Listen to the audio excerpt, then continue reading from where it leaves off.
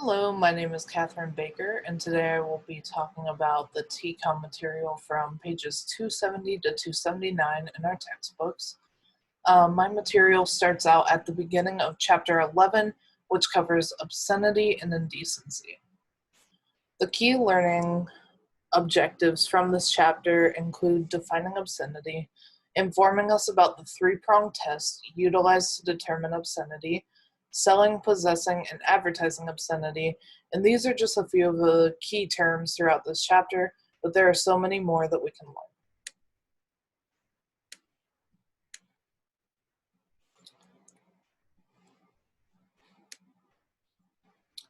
With some of the key factors out of the way now, let's dive into the material. This chapter starts out by defining obscenity. Obscenity can be defined in a multitude of ways and takes on different meanings depending on the circumstances. In conversation and everyday language, obscenity describes something that may be disgusting or deplorable. But when it is used by lawyers or in a legal setting, it indicates that a crime has taken place. The three-pronged test that the Supreme Court utilizes asks three important questions. 1. Would a reasonable person applying contemporary community standards find value in the material taken as a whole, and does it appeal to prurient interests? 2. Does the work depict or describe sexual conduct or excretory functions in a patently offensive or illegal way? And 3. Does the work as a whole lack serious literary, artistic, political, or scientific value? Work is only considered obscene if all three conditions are met. In our text, a case is brought up about the level of obscenity allowed within magazines and comics. In 1983, two adult bookstore employees, Richard Pope and Charles Morrison, were charged for selling adult magazines under the Illinois obscenity statute. Both men argued that the charges were against their First and 14th Amendment rights. The juries were to determine whether the material would be considered obscene by adults in Illinois. The overbearing question and importance in this case is that it heavily weighs on that third question of the three-pronged test, which is whether the material has any literary, artistic, political, or scientific value. Overall, the court decided in Pope and Morrison's favor 5-4, stating that the first two prongs of the Miller test may be determined based on community standards, and the third prong has to be determined by whether or not a reasonable person would find value in the given material. Overall, this case provides us with an even bigger challenge. When does the natural interest in sex become a harmful offense? When lawmakers make new laws that punish what they believe to be obscene or indecent material, questions of freedom of expression and the necessity of moral decency of man are often raised. 40 states outlaw some form of porn in the US, and other states prosecute certain forms of porn at local levels. But when pornography in any medium is no longer safeguarded as protected speech, how it is conveyed becomes very important. There are various titles and acts in place to prevent the broadcasting or airing of such material, but both the concepts of obscenity and indecency differ on what erotic materials are permitted. This makes the legal issue of defining these concepts even more difficult.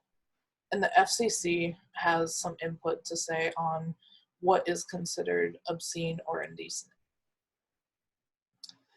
Original legal theory protected unsuspecting readers from obscenity based on the believed premise that obscenity tends to corrupt the mind and create a loss of affection for decency and morality. Many of these ideas came from a British common law authority named Francis Ludlow Holt, who is seen on the left-hand side of the screen.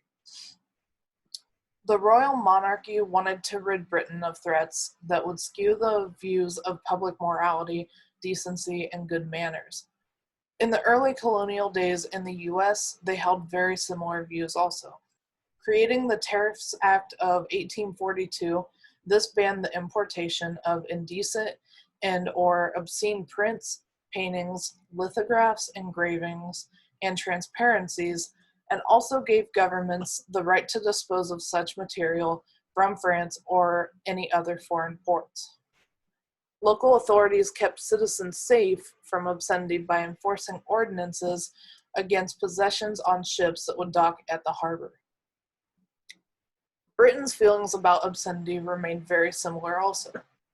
Lord John Campbell, also known as the first Baron Campbell on the right-hand side of the screen, compared merchandising pornography to the open sale of poison. Lord Campbell's views led to the Obscene Publications Act that allowed the government to seize suspect materials and judge the seller or sellers of the materials. The Hicklin Rule, formed by British magistrate Benjamin Hicklin, formed two parts of obscenity's legal definition, dealing with its harmful effects and its partiality. This idea also used children's sensibilities as the measurements. The Hicklin Rule was utilized in the U.S. to judge books viewed to be obscene. Anthony Comstock is notoriously known for his anti-obscenity laws, which were passed in 1873, and the idea of heavy censorship. Comstockery is a term now used to define this pursuit. Also in 1873, he founded the New York Society for the Suppression of Vice and organized book burnings of obscene materials. In these book burnings, they destroyed over 15 tons of books and 4 million pictures. The Roth Memoirs' approach to obscenity was originated in 1957 with the book American Aphrodite. This case brought forth the idea that no First Amendment right would be given to contents that was deemed obscene, but not all pornography was classified as such. Contemporary community standards were also brought forth in this case. This is the idea that allows jurors to determine what is obscene, and it localized the definition of obscenity. From this case, it was deemed that pornographic material should only be criminalized. It deemed that pornographic material should only be criminalized if it is utterly without redeeming social importance and would not be protected under the First Amendment rights. Overall, the book was deemed not protected under the First Amendment, and Justices Hugo Black and William O. Douglas were not content with this decision. Both of them spoke out against this decision, and Douglas stated that the arousing of sexual thoughts and desires happens every day in normal life in dozens of ways. Additionally, the 1749 book, Fanny Hill, Memoirs of a Woman of Pleasure, resulted in a landmark decision as well. Decades after the book was initially written, the Memoirs decision of 1966 added an element to the test of obscenity based on an erotic work's social value. These cases show how conflicted people can be when judging material that is deemed obscene. It also shows how difficult it can be for the courts to deem what is or isn't protected by the First Amendment rights. So on the left on the screen, we can see The American Aphrodite by Samuel Roth in 1951. And on the right-hand side, we can see Fanny Hill, Memoirs of a Woman of Pleasure by John Cleland in 1749. Additionally, during the sexual revolution of the 1960s, courts turned to the subcultures of sexual activities. In 1962, Manual Enterprises versus Day followed the case of gay pornography in mail-order magazines. The materials were deemed not obscene because there was a lack of evidence that photos of nude male models was patently offensive. In another case focusing on sexual acts of sadomasochism in 1966, Manhattan, sorry about that, let's move that. In another case focusing on sexual acts of sadomasochism in 1966, Manhattan bookseller Edward Mishkin set new parameters in terms of perverse sexual contact. The bookseller sold paperbacks in his store with titles such as The Cult of Spankers, Bound in Rubber, and Screaming Flesh.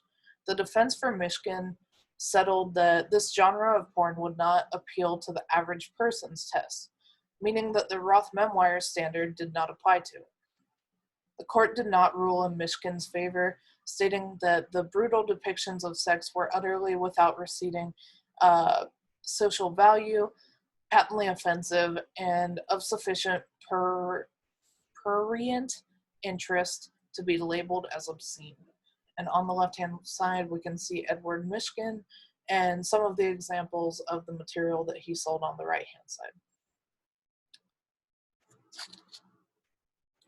From the Ruth Memoirs test came yet another question. What was the extent of marketing pornography? Ralph Ginsberg was a well-known journalist who promoted erotic literature, typically with double entendres. The court decided that in his promotions, he was emphasizing the erotic nature and was pandering, sealing the fate that if you advertise or sell pornography, you can get convicted. And on the left, we can see Ralph, and on the right-hand side are a few of his works. One of the main goals throughout all of these laws against obscenity is the concept of protecting youth from its contents. Outlawing minors from the market of erotic materials led to a legal principle known as the variable obscenity. This means that the harm of the deemed explicit material varies according to the age and maturity level of the consumer. In 1968, New York shop owner Sam Ginsberg sold a 16-year-old 2 erotic magazines. These magazines were prevented to be sold to anyone under the age of 17. This case is similar to Ralph Ginsberg's case also, because in both of these cases, the content within the material was not being dealt with. It was more focused on how the pornography was advertised and sold to the consumers. Courts then turned to examine what content should be described as erotic but not obscene. Our last case that we will be covering is very monumental. This case created the three-prong approach utilized in today's court cases covering obscenity. This case follows an unidentified business owner in Long Beach, California in 1973 who opened mail full of pornography advertising mature books that was all bulk mailed by Marvin Miller. Miller received a misdemeanor under a California law prohibiting distribution of knowingly obscene materials through mail. His conviction was upheld in California, but he appealed to the U.S. Supreme Court. Miller's sales strategy was labeled as an aggressive sales action. This case also added the third question to the three-pronged test for obscenity. This third question is also referred to as the SLAPS test, asking is the material lacking serious, literary, artistic, political, or scientific value. In the same year that the Miller case was decided, the Supreme Court also considered if adult movie theaters deserved constitutional protection. When Georgia courts were judging one cinema owner's appeal, 2 films were the focal point of the case, Magic Mirror and It All Comes Out in the End. These films included obscene content that Georgia had a right to prosecute as hardcore pornography. The law in this case was utilized to protect the community's quality of life for its families, social decency, public safety, and the social interests in order and mortality.